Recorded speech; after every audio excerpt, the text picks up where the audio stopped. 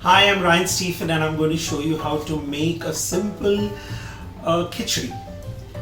This khichdi has a little story. It's something that my mother used to make when we were kids.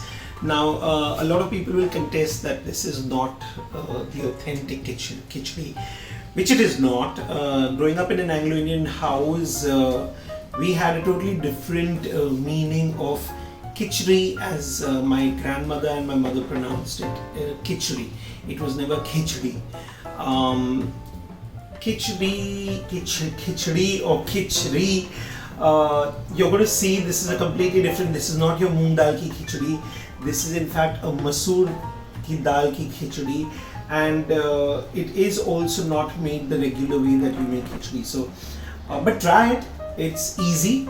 That's what I'm going for, easy recipes, so that people who don't know to cook or who have never attempted cooking are forced to cook their own meals. Let's start with khichdi. I've got a pot over here, some ghee.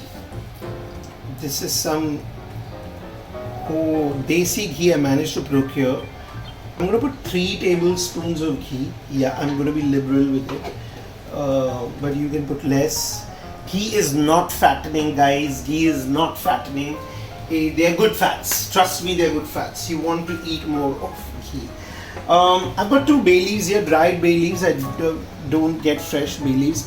And in my spice rack, I've got cinnamon, the small cardamom, ilaichi, choti ilaichi, lavang or long, which is your cloves, rai, jeera, chili powder, turmeric powder, dhania powder, coriander powder and garam masala.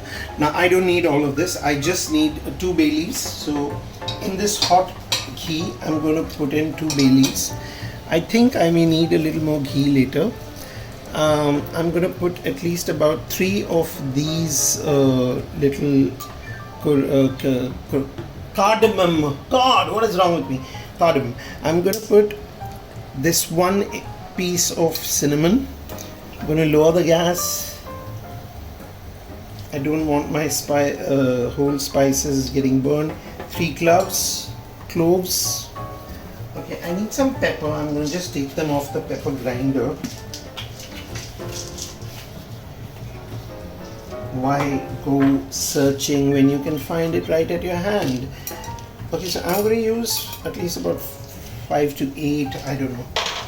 I don't, I've never been taught to cook using spoons and measurements. I've always watched my mother and grandmother cook using their hands, and that's how I know to cook. In goes the sliced onion. This is about 1 large onion I've sliced. You don't need to fry this till it changes its color. You just need it to fry it till it's translucent. This is a khichdi a la Maria Stephen, Mildred Newman, my grandmother. Khichdi, as the Anglo-Indians say. Okay, I've got 1 large tomato. I've taken 2 because they were small. This is about a teaspoon of garlic ginger paste. I'm going to add this. Give this a good stir. Let the tomatoes and the garlic ginger paste, the raw smell of the garlic ginger paste needs to go off. Increase the flame. Let the tomatoes cook a little bit. I don't have chicken stock. I have not had the time to make chicken stock. Ideally, mom used to use, mom and grandmother, my nanny used to use chicken stock to cook this in. The vegetarian version, just use water or vegetable stock. On days when we didn't have chicken stock, we would use the chicken cubes. You know, with Maggi, you've seen with Maggi chicken cubes. That's what mom used to use or grandmother used to use. I don't use the cubes anymore. I make my own stock, which I'm not done and I'm intending to do. Fry it really well. I'm going to reduce the flame. I'm going to use half a teaspoon of turmeric powder,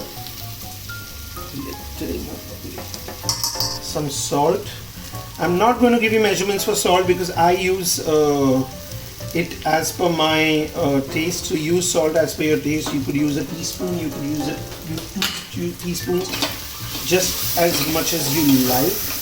Now, if you see the bottom of this pan, it's got a little touched, which is fine. Don't let that bother. It's not burning.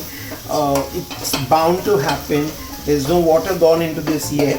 What I've done is I've soaked a cup of basmati rice. A cup. This is the cup I soaked. A cup of basmati rice and half a cup of Masoor dal. Now Masoor dal is the red lentils. Basmati rice, you know what basmati rice is. I don't have to teach you what basmati. I've soaked this for nearly an hour. You can soak it for half an hour, 10-15 minutes, but soak it. You know, it helps a lot when you soak this. I'm just going to drain this out. I've drained out the water from this, and I'm going to put this into that pan, the pot. Give it a good stir. Get all the rice. Let it coat nicely. Increase your flame. Let that water dry out. Since I used 1 cup of the rice and half a cup of the lentils, the dal, Masoor dal, I'm going to use 3 cups of boiled water.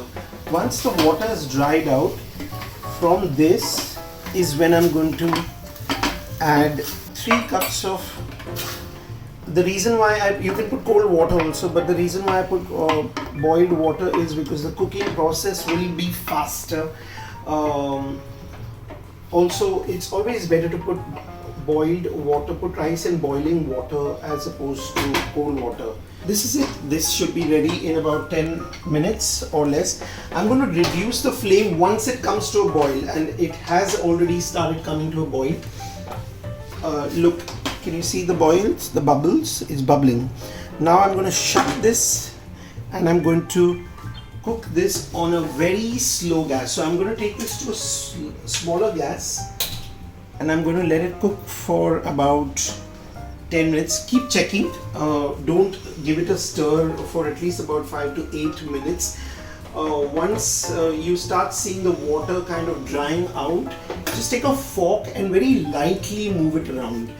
Make a few holes into that and let it cook for another 2 minutes. Check if the rice is done. Press the rice with your 2 fingers and you'll know when it squishes completely. That's how you check rice. If you feel like a hard grain, that means it still needs time. If you see water in it, that means the water still needs to be absorbed. So keep it on a slow flame.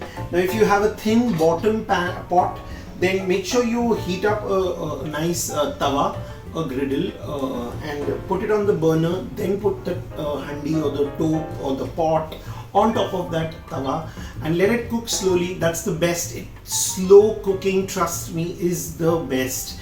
Your food is healthier, it's cooked evenly, and it's just delicious. Biryani is the perfect example of slow cooking. So I'm going to come back in 10 minutes and I'm going to check on this. See you in a bit. Okay, I had to place this on the griddle at some point because the bottom is not really thick, and I'm going to check on this now. It seems to be done, and this is exactly what we are looking for. This right here is the khichdi that I was talking about. I've been eating this since I was a child for years now. My grandmother and my mother made this, and this is just yummy even with raita or just a kachumbar or achar and papad. Trust me, try it out. Cheers.